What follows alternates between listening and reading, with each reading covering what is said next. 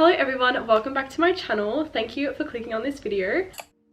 If you're new here, I'm Emily, and in today's video I am going to go through all the books I read during the month of May. I literally cannot believe how fast May went. Like, I feel like I filmed my April wrap up like a week ago. So I'm gonna get my Goodreads up on my phone. I'm pretty sure I read 8 books during the month of May. I've had a lot going on. Like, I've been completely full on with work. I've had uni assignments to do, so I feel like I didn't read as much this month as I would have liked to. But I am still happy with reading 8 books. I feel like that's still really good. 9 actually. So I read 9 books in the month of May. I was wrong. So I'm going to go through all the books I read in the order that I read them in as well. But before I get started, don't forget to subscribe to my channel and like this video if you do enjoy it. Also, my June TBR will be going up soon. I haven't filmed it yet, but it'll probably go up this time next week. And I'm so excited for it because there's so many books on my physical TBR that I really want to get to. And I didn't really get to many of my May TBR books, so you might be a little bit disappointed, but some of them are going to roll over for next month. But yeah, let's just get started. So the first book I read in May was actually on my Kindle, and it was The Locked Door by Freida McFadden. If you watched my April wrap up, you would have known I read so many of her books last month, and I just kept going with the thrillers at the start of May as well. And then like I slowed down and got back into like the romances and stuff like that. So this book follows Nora, and pretty much when she was younger, there was like this locked door that her dad would always go down. It turns out that he was like murdering girls down there and no one ever knew, and then he finally got caught. And then 10 years later, it's following Nora's life, and it's following the fact she's getting these really creepy, I think like messages or letters or something, and someone is trying to frame her for the murders instead of her dad. And I think there's like some more murders going on in the current time, like 10 years later, and that's what she's getting framed for. What I meant about this book is that the murders are taking place 10 years later when she is a surgeon. And the reason why she's getting framed is because the murders that are happening are like the same little things that would happen with her dad when he was murdering people. So that's why she's getting framed. Oh my god, I think I knocked it because it says I rated it 2 stars, but it definitely was not 2 stars. I think I rated it 4 stars. Like, it wasn't like amazing, but I still really did enjoy the book, and I've been loving all of Freida McFadden's books. That's why I kept reading them into May. Also, if anyone's wondering, I'm going to the gym after this. That's why I'm dressed like such a dag, so just ignore that. The next book I read in May was Billy Summers by Stephen King. Now, I was reading this in the end of April, but I never finished it because it put me in such a bad slump. And I don't know if it was like the font because it's really tiny, but I went from the book and then I started reading it on my Kindle as well, and then I brought it on Audible. So I brought it in 3 different places just so I could finish the book, and I took so long to get into this book. So basically it follows Billy Summers, and he is like a hitman. So he like kills people for money, but only if he sees them as a bad person himself. Like, he has to believe that they've actually done something bad to deserve it. He's got one last task of killing someone, but he kind of feels like he's getting set up by these people, and you end up meeting this character like midway through the book, and she made the book so much better. Like, from there I did start really enjoying the book. I can't remember what her name was, but I still only rated this 3 stars just because it did take me so long to get through, and I feel like it was a lot longer than it should have been. Like, it could have ended like pretty much midway through, but it just didn't. With that being said though, I still did enjoy the book. It just wasn't like one of my favorite things that I've ever read. And then I was in a bit of a slump after that, so I read another 2 of Freida McFadden's books on my Kindle. The first one I read was The Inmate, and this one is about a girl called Brooke, and pretty much she gets a job in a men's like max security prison, and she actually knows one of the men that are in the prison, and she's the reason that he is there. So it's kind of like her experience at the prison. She sees that like they don't get treated very well, even though it is like a really bad prison with bad people. They're like treated so unfairly and everything like that, and she wants to make a change. But there was a massive twist at the end of this book. I don't want to talk about it too much because I don't want to spoil it, but I did rate this book 4.5 stars. For me, it wasn't like a 5-star just because she's had a lot better books than that, but I did really enjoy this book, and the twist at the end was absolutely shocking, and I never would have like picked that happening. And then I went on and read another book from her, which was Ward D. This actually came out in the start of May, and I literally read it straight away. So it came out on the 8th of May. And this book follows Amy, and pretty much I think she's like a student, like studying to become like a doctor or something like that.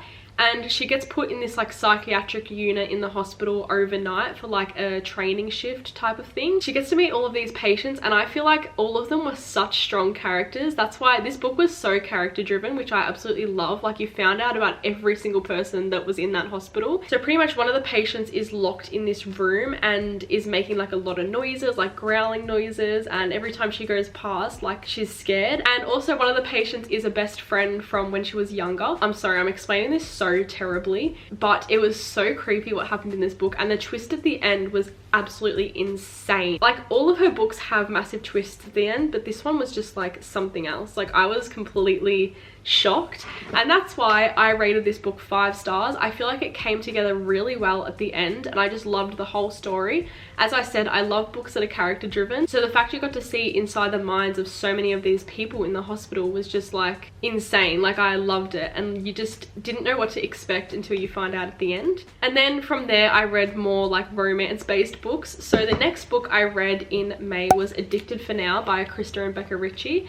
So obviously I read Addicted to You and Ricochet before this. So this is the 3rd book in the Addicted / Calloway Sisters series. And I loved this book. It was a lot better than Ricochet because I didn't really like Ricochet as much as Addicted to You, but this definitely like made it up to me. So I did rate this 5 stars. I don't want to talk about it too much just because I don't want to spoil the whole series. If you don't know the series, Lo has a alcohol addiction and Lily has a sex addiction. And in the 3 books, they're trying to like overcome their addictions. But in this book, because the Calloway sisters are like famous, someone is threatening to expose her secret. And the whole book you're trying to figure out like who is trying to expose them, and then all of this stuff ends up happening. This book is like full of drama, which I absolutely love.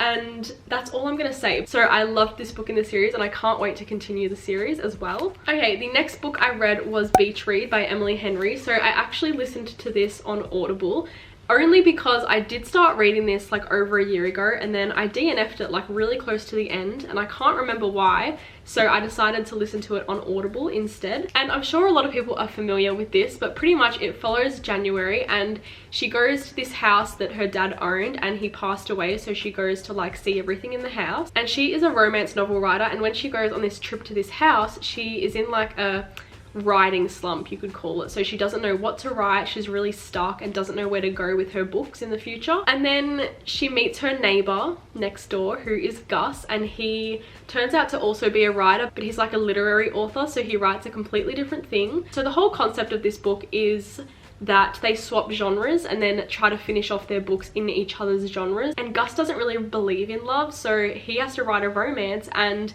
they try to show each other things about their genres and like teach each other.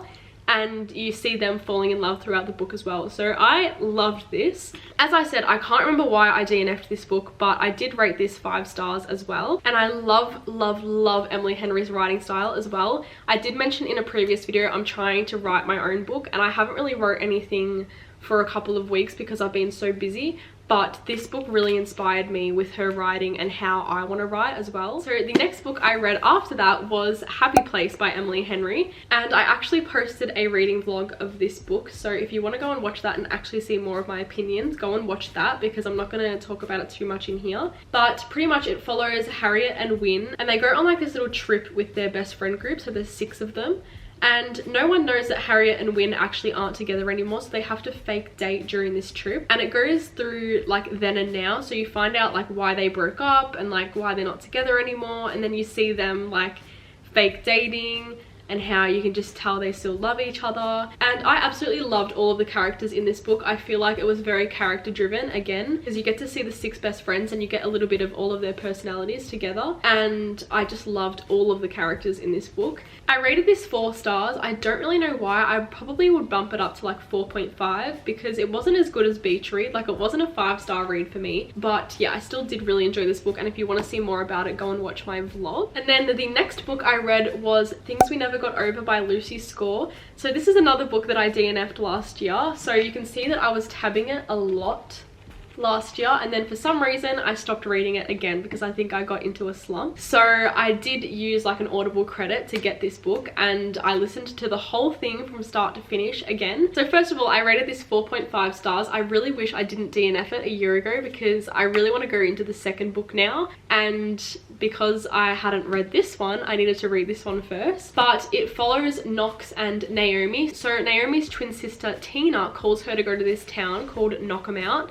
and Tina is like the bad twin. She gets into a lot of trouble. They're like older, by the way. They're like in their 30s or something. Yeah, so Tina gets in a lot of trouble with the law. Like no one in this town likes her, but of course they're identical twins.